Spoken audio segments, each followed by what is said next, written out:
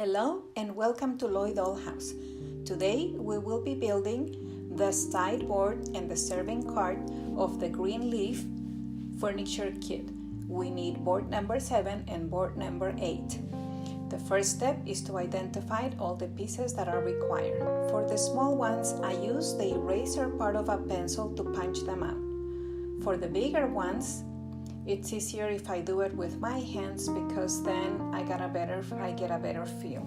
I will do that to all the rest of the pieces needed. This is the back, the front, the side, the other side.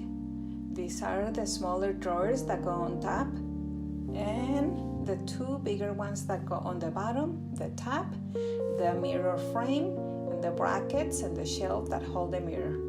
In preparation, all of these pieces have to be sanded.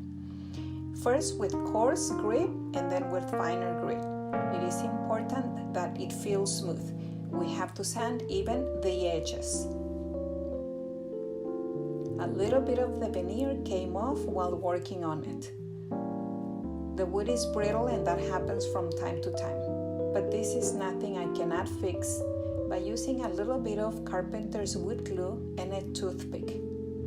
Because it came from there, it will fit perfectly like a puzzle. And when it dries, nobody will know that this piece ever came off. Now I apply the glue to the top of the sideboard and then spread it out with the toothpick and take off the excess. It fits right onto the grooves that are already carved on the back. Wipe off the excess glue, and with my Legos I make sure that I am gluing it at right angles. When I sandwich the piece between the two Legos, I am positively sure that I'm going to be straight, and then all the other pieces will fit perfectly. This is the side, and again using the Lego, now in the corner, now I know that all three pieces are perfectly aligned. And I'll do the same to the other side. This is the front. And it fits perfectly. I have a perfect rectangle. The edges look flush, and